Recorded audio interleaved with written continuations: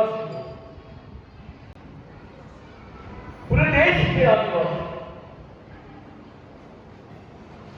9 तारीख को विश्व आदिवासी दिवस का आयोजन करते हैं और इसको बड़े पैमाने पे मना रहे हैं। मैं हैदराबाद में पहली बार जब देश में इस बात की कोई ये नहीं थी, हैदराबाद में उस्मानिया यूनिवर्सिटी में हम लोगों ने 9 अगस्त का प्रोग्राम का आयोजन किया था और मुझे जेल में जाना था।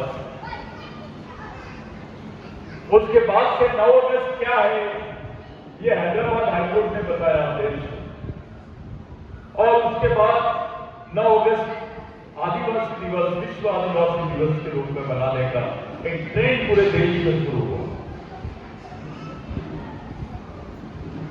हम सब लोग मना रहे हैं आदिवासी दिवस, विश्व आदिवासी दिवस। एक तरफ हम लोग विश्व आदिवासी दिवस मना रहे हैं और दूसरी तरफ भारत सरकार ये बयान देती है कि भारत में आदिवासी नहीं है। इस देश का प्रधानमंत्री चुप रहता है, मन की बात बहुत बोलता है, लेकिन सच्ची बात नहीं बोलता। संयुक्त राष्ट्र संघ का महासचिव है हमारा प्रधानमंत्री। संयुक्त राष्ट्र संघ यूनाइटेड नेशंस के इतने बड़े पद में रहने के बाद एक शब्द आदिवासियों के बारे में नहीं बोलता है। चलो समझ में आता है वो आदिवासी के बारे में सोचते ही नहीं होंगे, उनके मन में आदिवासियों के बारे में दर्द नहीं होगा, क्योंकि उसके पीछे आरएसएस खड़ी है जो आदिवासियों को आदिवासी नहीं वनवासी बोलते हैं। लेकिन राष्ट्रपति तो अपनी है, राष्ट्रपति तो आदिवासी है। वो आदिवासियों के बारे में क्यों नहीं बोल रही है? इस पर कोई बात नहीं कह रहा।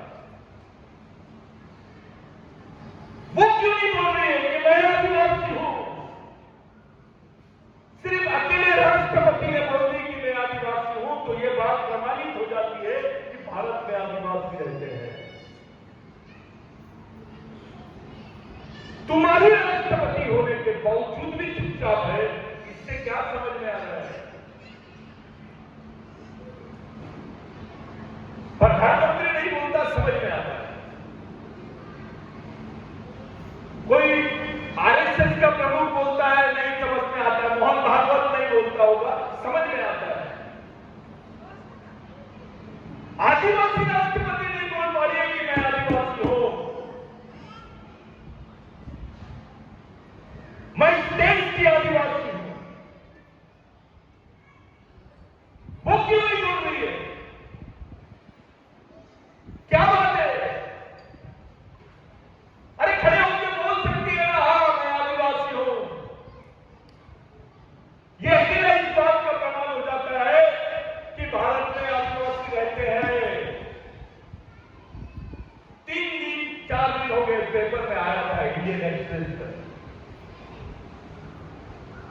पहले तो वो बाहर से आया, ऑक्सफोर्ड यूनिवर्सिटी से आई वो बात, संयुक्त राष्ट्र संघ से आया। विदेश में रहने वाले इस देश के लोगों ने बोला कि भारत के सभी लोग आदिवासी हैं, सभी लोग मूल निवासी हैं, यहां कोई बाहर का नहीं है। तो भारत का संविधान झूठा है? क्या भारत का सुप्रीम कोर्ट झूठा है? इतनी बड़ी घटना हुई, इतना बड़ा प्रकरण हो गया, अंतरराष्ट्रीय स्तर पे न्यूज, बीबीसी में न्यूज चल रही है। अफसोस इस बात का हुआ हमारे किसी भी नेता ने इसका विरोध नहीं किया। किसी संगठन ने विरोध नहीं किया, क्योंकि वो खुलेआम बोल रहे हैं भारत में आदिवासी नहीं रहते हैं। इसका जवाब देने की जरूरत है, इसका तोड़ना निकालने की जरूरत है, इसका सलूशन निकालने की जरूरत है, क्योंकि ये आपकी आने वाली पीढ़ी का सवाल है। ये जो लड़ाई चल रही है, ये आदिवासियों की अंतिम पीढ़ी द्वारा, यानी आखिरी पीढ़ी द्वारा आखिरी पीढ़ी को बचाने के लिए लड़ी जाने वाली आखिरी लड़ाई है। अगर ये लड़ाई तुम जब हार गए, तुम्हारा बच्चा कभी माफ नहीं करेगा तुमको। तुम्हारी आने वाली पीढ़ी कोई आदिवासी नहीं कहलाएगी। ये आरक्षण का मसला बहुत छोटा मसला है, इनके तो नियत में नहीं है। ये तो ऐसा हो गया, हम लोग बोल रहे आरक्षण दो, कसाई से अपनी जान की भीख मांगने वाली बात होगी। जिसका धंधा ही काटना है वो तुमको कैसे बचाएगा? पेपर में आ गया, पूरी आरक्षण के लोग चुप है, तो भी देश में कोई प्रतिक्रिया नहीं आई। एक टीवी का सीरियल था जिसमें दिखाया जा रहा था कि पार्वती पूछती है शंकर भगवान को कि आप अकेले में किसका ध्यान करते हैं? तो शंकर भगवान बोलता है मैं राम का ध्यान करता हूं। क्या ये देश को हजम होने वाली बात है? यानी राम को शंकर भगवान का भगवान बनाने की ब्राह्मणवादी चाल है। अभी वो तो देववादी तो महादेव है। तब भी लोग चुपचाप थे, ओबीसी चुपचाप था, मराठा चुपचाप था, दलित चुपचाप था, आदिवासी चुपचाप था। मेरा एक सवाल है आपसे, शिवाजी महाराज ने जय श्री राम क्यों नहीं बोला? हर हर महादेव क्यों बोला?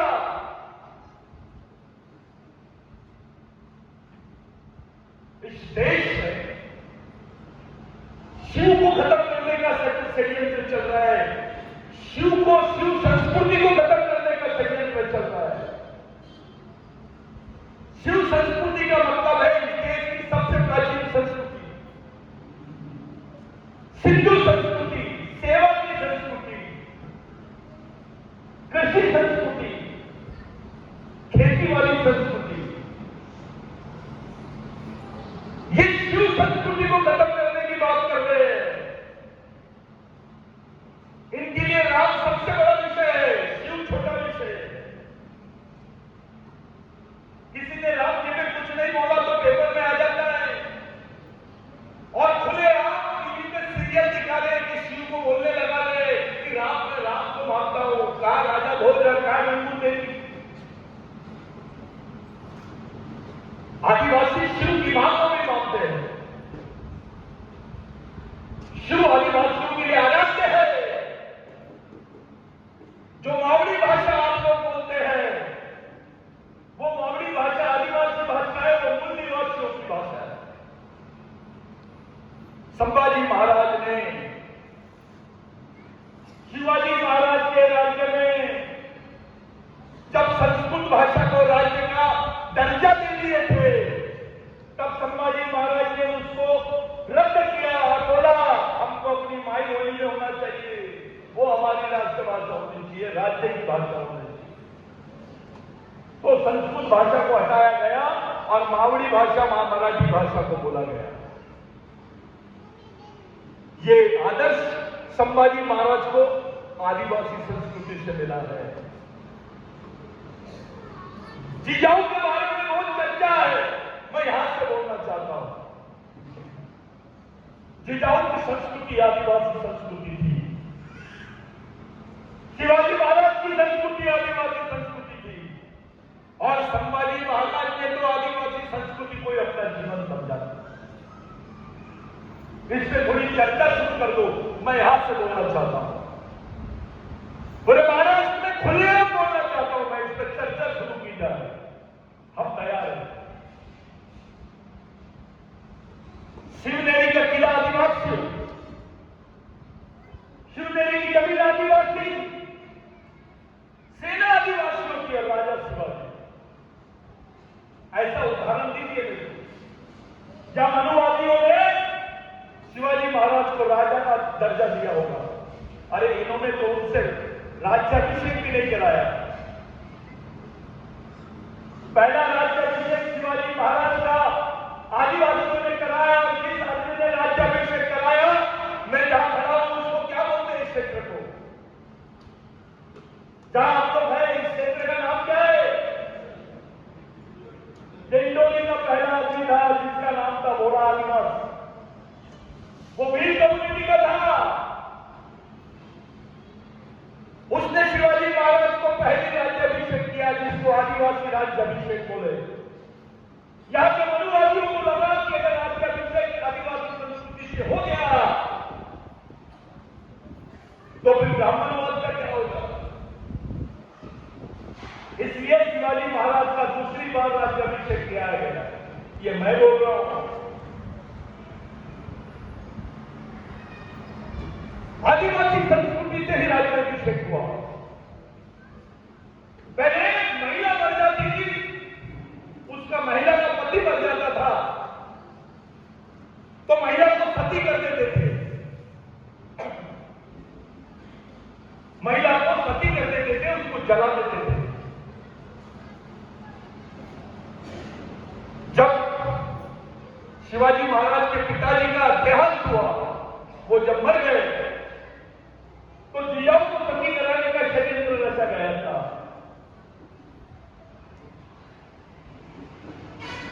वो सती कराने के षड्यंत्र का विरोध करने वाले भी लोग आदिवासी थे, और आदिवासी संस्कृति के ही हिसाब से शिवाजी महाराज के पिताजी के देहांत के बाद जिजाऊ को राष्ट्रमाता का दर्जा मिला। उसके हाथ में यहां की बात जोड़ दी गई, क्योंकि आदिवासी संस्कृति में महिलाओं का स्थान पुरुषों के स्थान से भी बड़ा है। इसके पहले कितने मोहनजोदड़ो हड़प्पा में आदिवासी महिलाओं का ही राज था, और वही आदर्श लेके, वही श्री संस्कृति, वही सिंधु संस्कृति का आदर्श लेकर जिजाऊ माता को राज्य माता का दर्जा मिला गया। अगर शिवाजी महाराज के एरिया में इसमें अगर हिंदूवादी मनुवादी संस्कृति रहती तो जिजाऊ को सती कर दिया गया था, होता कर दिए होंगे, लेकिन उसको रानी का दर्जा मिला। जो राजपूत रानी दुर्गावती थी, वो दलपत आदिवासी से शादी करी। दलपत गुजर जाने के बाद उस दुर्गावती को आदिवासियों ने राजपाट दिया। ये आदिवासियों का इतिहास है। मेरे को खुल के बताओ, कोई डिबेट करो कि कौन सी संस्कृति के लोगों ने महिला के हाथ में सत्ता दी। ये महिलाओं के हाथ में सत्ता देने का काम आदिवासी संस्कृति से ही आया है। अब सवाल खड़ा होता है कि शिवाजी महाराज का वंशज समझने वाले लोग, शिवाजी महाराज के विचारों को मानने वाले लोग, संभाजी महाराज को मानने वाले लोग आदिवासी से कैसे दूर जा रहे हैं? क्या कर रहे हैं? वो मनुवादियों को ज्यादा करीब करते हैं, आदिवासियों को ज्यादा दूर करते हैं। इस पर सोचने की जरूरत है। पूरे महाराष्ट्र में शिवाजी महाराज के साथ में, संभाजी महाराज के साथ में जितने लोग भी लड़े होंगे, उसमें 50% से ज्यादा आदिवासी है। मैं दावे के साथ बोलता हूं।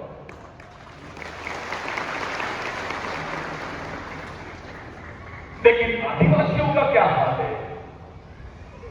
आदिवासी बच्चा दूध नहीं मिलता करके बेचारा आंदोलन कर रहा है। आदिवासी बच्चे के टिफिन में कीड़े आ गए, इल्ली आ गए करके आंदोलन कर रहा है। आदिवासी बच्चा, वो लड़की, उसको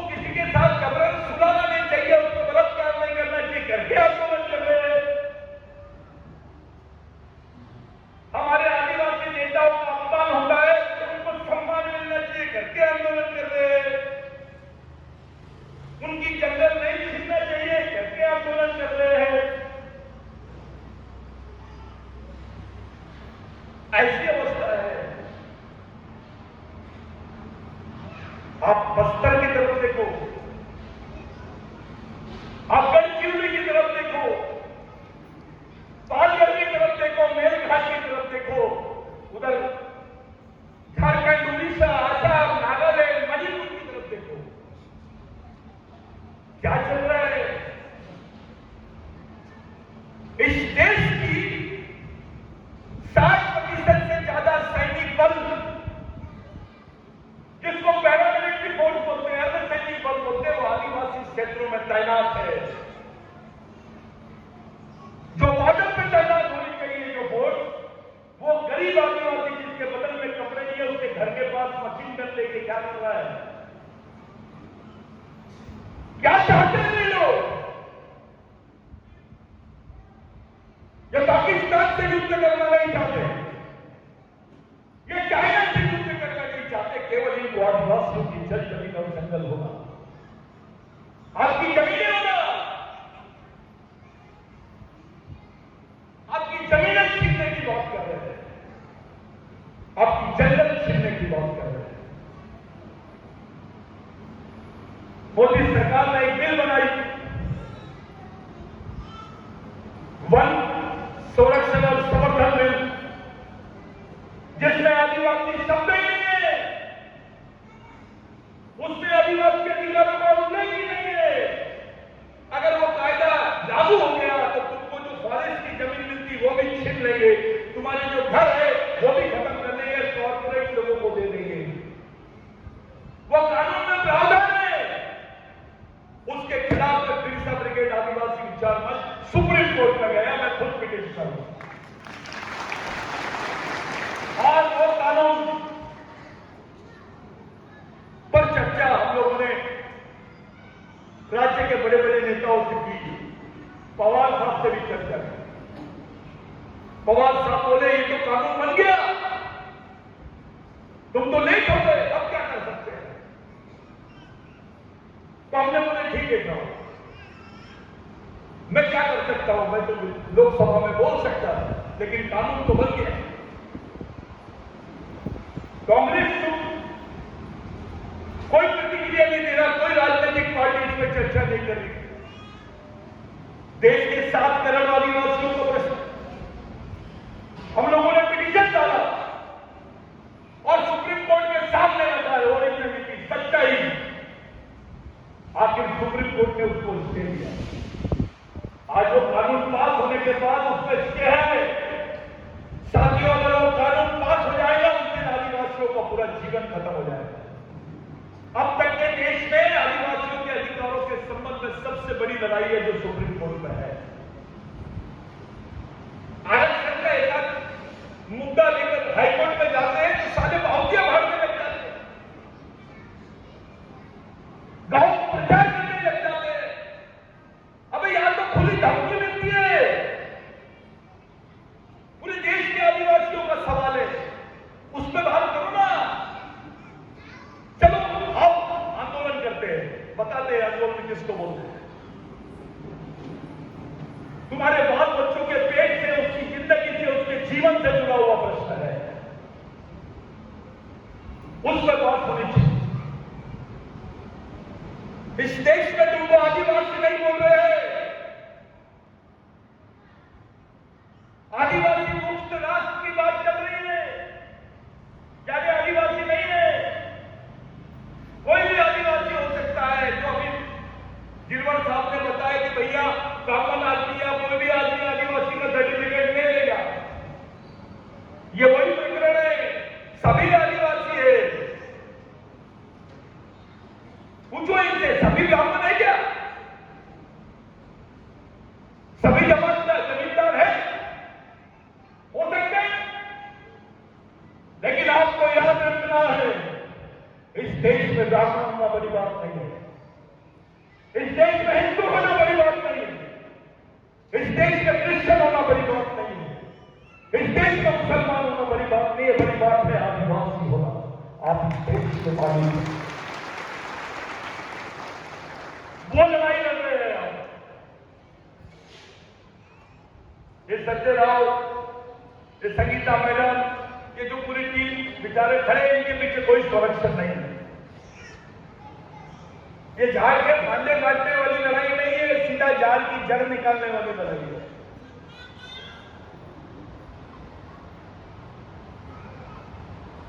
सवाल ये है कि अगर ये लड़ाई हमारी आने वाली जनरेशन को बचाने की है, हमारी भूमिका क्या है? हमारी भूमिका क्या होनी चाहिए? ऊंची जाति का आदमी किसी भी पार्टी में रहे, उसका बराबर साठ गांठ हो जाता है। सोच मिला लेते तो बंदरूम में तय हो जाता है कि क्या करना है। महाराष्ट्र में 72 सीटों पर आदिवासियों का प्रभाव है सर। मैं हमें में बात नहीं कर रहा हूं, प्रैक्टिकल बता सकता हूं। 72 सीटों पर आदिवासियों का प्रभाव है। सिर्फ आदिवासी लूट भी जाएंगे तो महाराष्ट्र में किसी की गवर्नमेंट नहीं बन सकती। आदिवासी एक जगह आएंगे तो सत्ता परिवर्तन कर देंगे। वो गरीब है, उसके पास पैसे नहीं है, उसको खाने को नहीं है करके उसके सामने इतनी बड़ी बड़ी बातें मत करो। उसको राशन का कार्ड दिखाओ, लाडली बहना दिखाओ। अबे उसकी कौम पूरी बर्बाद हुई है, उसकी कौम लड़ी है। देना उसको स्वतंत्र सेनानी का सर्टिफिकेट। जो लाडली बहना दे रहे हैं उनको बोल रहा हूं मैं, आदिवासी तो पूरी लड़ाकू कौम है। मेरा दावा है यहां पर रहने वाले तमाम आदिवासियों के परिवार का कोई ना कोई बना होगा।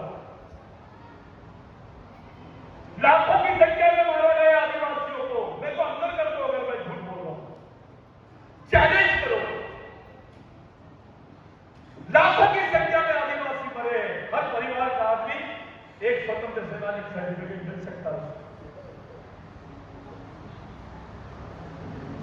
अबे उसको पैसे नहीं, सम्मान दो। सुप्रीम कोर्ट ने बोला 2010 में कि आदिवासी देश के मूल मालिक हैं, उनको मूल निवासी होने का सम्मान सभी गवर्नमेंट ने, स्टेट गवर्नमेंट ने और देश के नागरिकों ने देना चाहिए। यह सुप्रीम कोर्ट बोलता है। सुप्रीम कोर्ट बोलता है they are the first citizen of India, they are the union of India, they must get recognition for indigenous people. उनको संयुक्त राष्ट्र संघ में मूल निवासी का दर्जा मिलना चाहिए। यह सुप्रीम कोर्ट ने बोला, फिर भी ये बोल रहे हैं यानी संविधान विरोधी कौन है? एक छोटा सा जजमेंट आया अभी पेशा के ऊपर, तो वो बेचारे आज नासिक के स्कूल आदिवासी ऑफिस के सामने वो धरना दे रहे अपने बच्चे। मैं जाने वाला हूं यहां से वहां, और वो जजमेंट इनको लागू ही नहीं होता तो लागू करने की बात कर रहे हैं वो मैडम।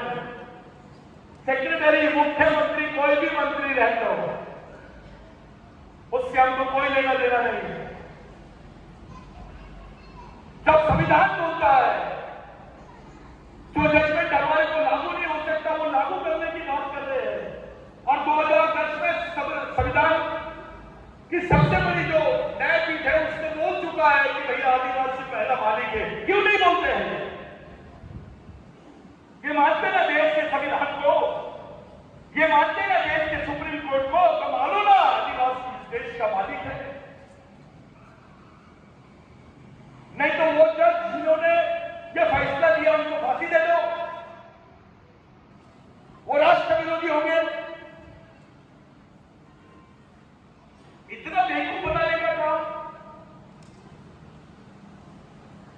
आपके बाल बच्चों की जिंदगी के ऊपर उन्होंने उंगली रख दी है।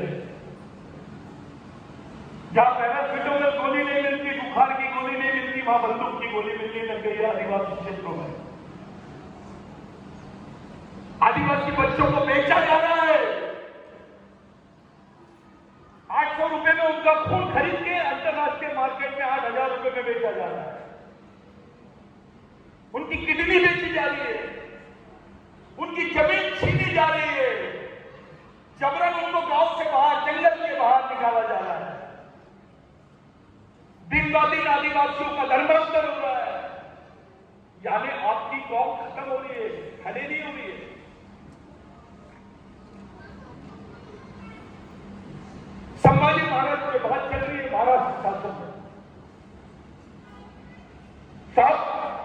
संभाजी महाराज की अगर बात चलती है तो राघोजी भांगड़े में भी बात होनी चाहिए। टंटा बिल में भी बात होनी चाहिए, क्योंकि डिंडोली में टंटा बिल 3 महीने 40 दिन थे। यही डिंडोली एरिया है, यहां से टंटा बिल का आंदोलन चला है। राजा ठाकुर राव का ठाकर समाज का एक क्रांतिकारी था जो टंटा बिल के लिए गोली बनाता था।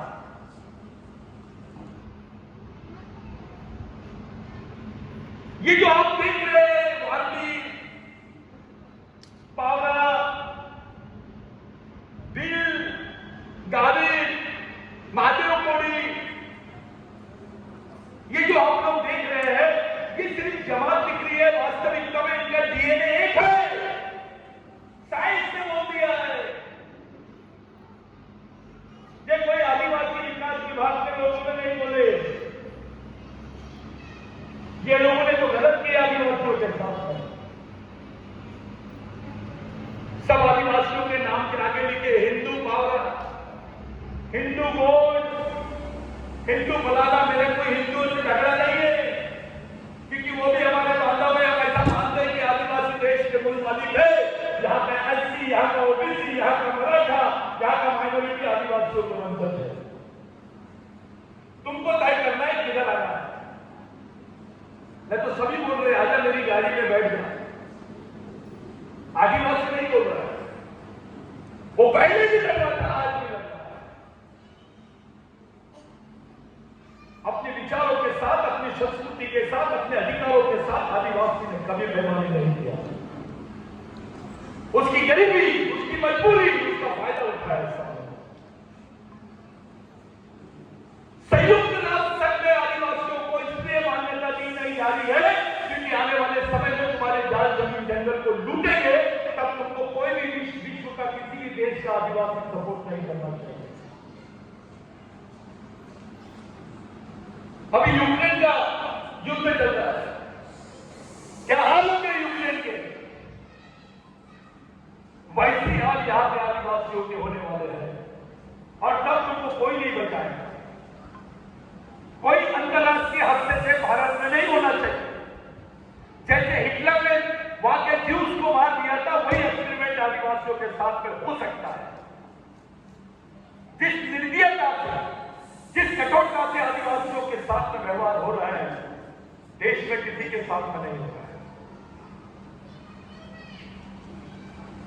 सबसे गरीब आदिवासी भारत में है, अफ्रीका में भी नहीं है। मेरा इनसे सवाल है, पाकिस्तान भारत का हिस्सा है कि नहीं? नेपाल भारत का हिस्सा है कि नहीं? बांग्लादेश भारत का हिस्सा है कि नहीं? श्रीलंका भारत का हिस्सा है कि नहीं? ये भारत से अलग हुए ना। जब इन देशों में आदिवासी मिलता है तो भारत में क्यों नहीं? ये लोग जानबूझ के मोहनजोदारो हड़प्पा में इन्होंने एक्सपेरिमेंट किए। वो अनुभव का एक्सपेरिमेंट अभी वो मोहनजोदारो हड़प्पा में इन्होंने टारगेट जोन बनाया है ताकि वहां की संस्कृति खत्म हो जाए। वो पाकिस्तान और इंडिया के बॉर्डर में साथियों, मैं ये इसलिए बोल रहा हूं कि इस सच्चाई को जाने बगैर आप अपने बच्चों के साथ बैठकर खाना नहीं खा सकते। आपको मालूम है कि आपके बच्चे के साथ क्या धोखा होने वाला है, तब उसके साथ बैठो। उसके माँ बाप कहलाने का तुमको कब है? नहीं तो तुम खाना तो बच्चे को खिला रहे हो और उसके दुश्मन के साथ दे रहे हो। ये कैसे हो सकता है? दोनों बातें एक साथ नहीं हो सकती। ऐसे माँ बाप हो ही नहीं सकते।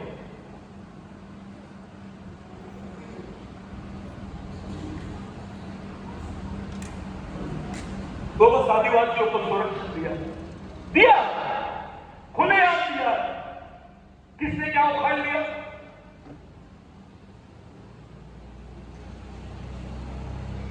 सुनिए अपनी बात, कोई नहीं सुन रहा है। ऐसी स्थिति में हमारे समाज की आने वाली जनरेशन को जिंदा रखने के लिए हमारे पास क्या रास्ता है, ये बड़ी बात है।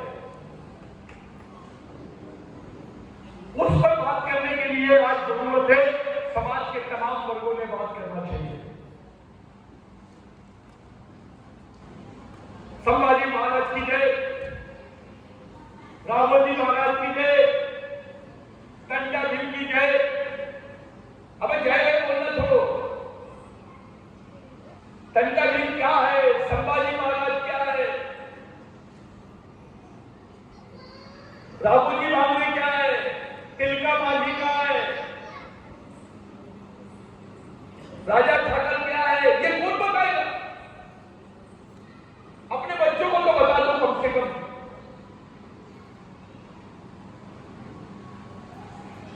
जितनी बातें चल रही है उस पे से ऐसा लगता है आने वाले समय में राजनीति में भी, राज्य की राजनीति में भी आदिवासी फैक्टर नहीं रहेगा।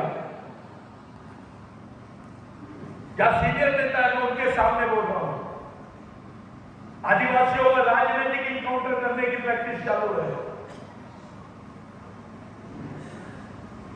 ऐसे समय हमको अपना राजनीतिक अस्तित्व भी बचाना है, लेकिन ये तभी संभव है जब अपना सामाजिक अस्तित्व बना ले। जिस समाज का समाजकरण नहीं होता उस समाज का राजकरण नहीं होता, कोई नहीं पूछता। और ऐसी परिस्थिति जब देश और दुनिया में आदिवासियों के बारे में कुछ चल रहा है, उदाहरण दे रहे हो, बड़ा उदाहरण दे रहे हो, मणिपुर का कांड, मणिपुर में अभी भी चालू है, उससे भी ज्यादा दर्दनाक बातें हो रही है। मणिपुर में इतना बड़ा कांड हो गया, प्रधानमंत्री जी ने क्यों नहीं कुछ बोला, चुप क्यों है? वहां की राज्यपाल आदिवासी है, देश की राष्ट्रपति आदिवासी है, और आदिवासी लड़कियों को नंगा सड़क पे घुमा के उनको खुलेआम मारा जाता है। राष्ट्रपति की बड़ा कोई पद हो सकता है?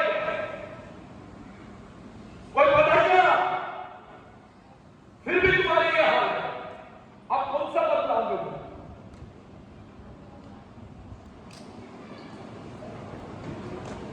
अभी 64% गिरावट आएगी आदिवासी विद्यार्थियों के शिक्षण में।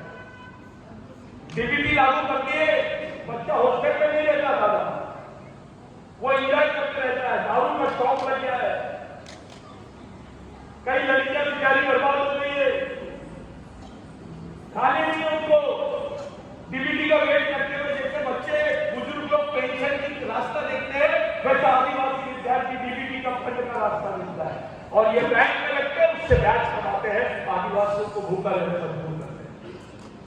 उसको भी साल में डीबीटी का पैसा नहीं दे रहे, केवल 10 महीने दे रहे हैं, 2 महीने का खा जा रहे हैं। पूछो उनसे कि वे 2 महीने का क्यों नहीं दे रहे? साल भर आदिवासी बच्चा पढ़ नहीं सकता क्या? साल में 10 महीने ही पढ़ना चाहिए क्या? इस स्कॉलरशिप तो साल भर की मिलती थी, फिर डीबीटी 10 महीने की क्यों? स्कॉलरशिप पूरे साल की मिलती थी, डीबीटी 10 महीने की क्यों है? क्या बात है? थोड़ा पूछो तो सही। ये गरीबों के 2 महीने का पैसा तुम क्या करते हो? जितने कार्यकर्ता है, मैं अध्यक्ष हूं, मैं सचिव हूं, मैं महासचिव हूं, ये बच्चे वाली बीमारी से बाहर निकलो। किसी को अंतरराष्ट्रीय अध्यक्ष बनना होना तो यहां खड़े हो जाओ, अभी उसका नियुक्ति पत्र दे देते। ये जो है, मैं अध्यक्ष हूं, राष्ट्रीय अध्यक्ष हूं, इससे कुछ होने वाला नहीं है। यहां क्या है, इस पर बात करो। ये बीमारी से बाहर आ जाओ। मेरा संगठन पावड़ा का है, मेरा संगठन महादेवपुरी का है, मेरा संगठन फलाना वाल्मीकि का है, ठाकर का है। अगर कोई ऐसी बातें करता है तो वो सामाजिक काम से नहीं हो सकता है। राघु जी भांगरे ने बोला था, जो अपने भाई को नहीं पहचान सकता वो दुश्मन को कैसे पहचानेगा, और जो दुश्मन को नहीं पहचान सकता वो लड़ कैसे सकता है, जो लड़ नहीं सकता ऐसे आदमी को गांडू बोलते हैं। वो नपुंसक होता है विचारों से, वो समाज की लड़ाई नहीं लड़ सकता।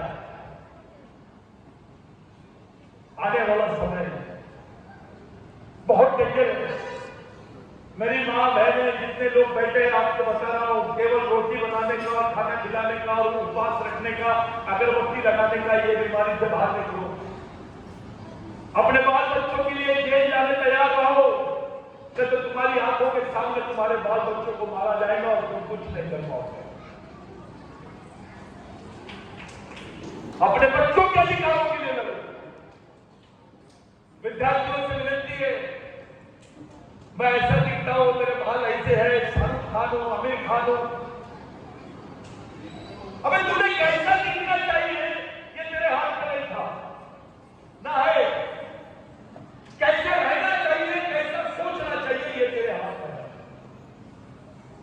उसकी तैयारी करो। नेता बनना बनाने का कारखाना नहीं बना मेरे को सामाजिक कार्यकर्ता और कैडर बनाने का कारखाना होगा, सैनिक बनाने का कारखाना होगा। एक नेता बनाओगे 5 साल काम देगा। गिरवर साहब बैठे, शायद उनको लग रहा होगा मैं क्या बोल रहा हूं,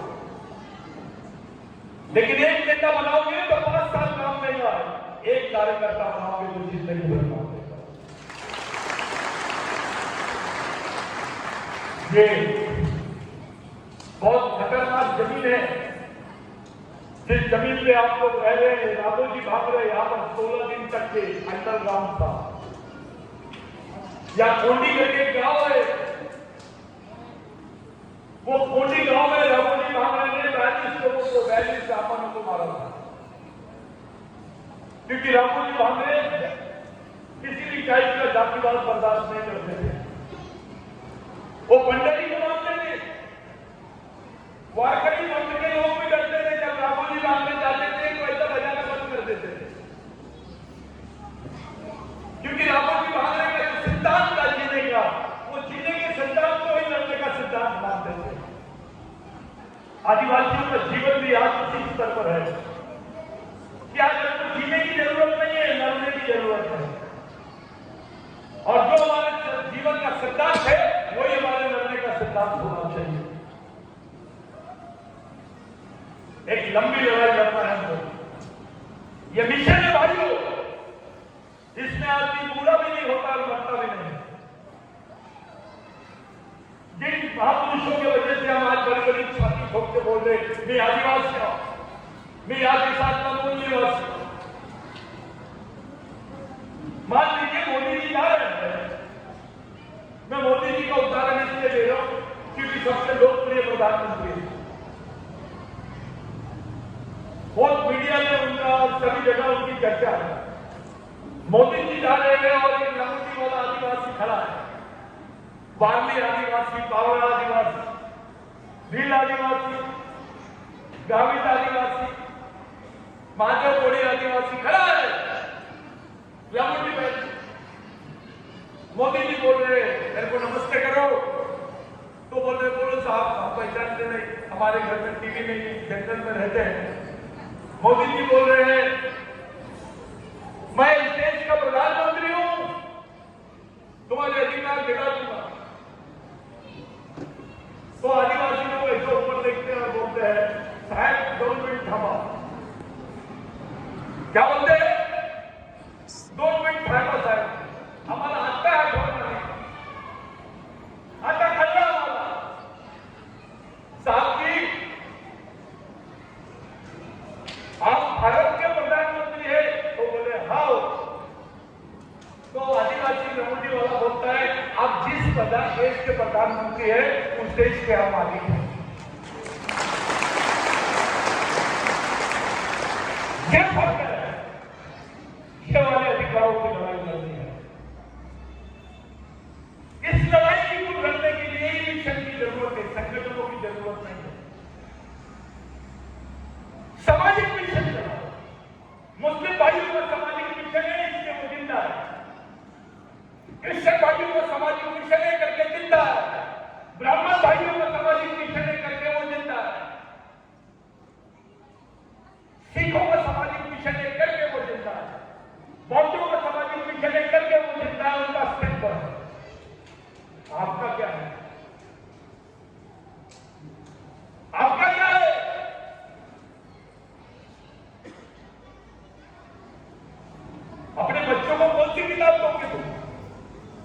वो तो अपने बच्चे को कुरान दे देगा, वो अपने बच्चे को पूरे देगा, महापुराण महाभारत दे देगा, ब्राह्मण आदमी, क्रिश्चियन आदमी बाइबल दे देगा, बौद्ध आदमी डॉक्टर बाबा साहब अम्बेडकर का ग्रंथ देगा, बुद्धा इंग्लिश का मां, बुद्धा उनका धर्म। आप कौन सी किताब दोगे अपने बच्चों के हाथ में, बताओ? क्या सामाजिक रास्ता दोगे?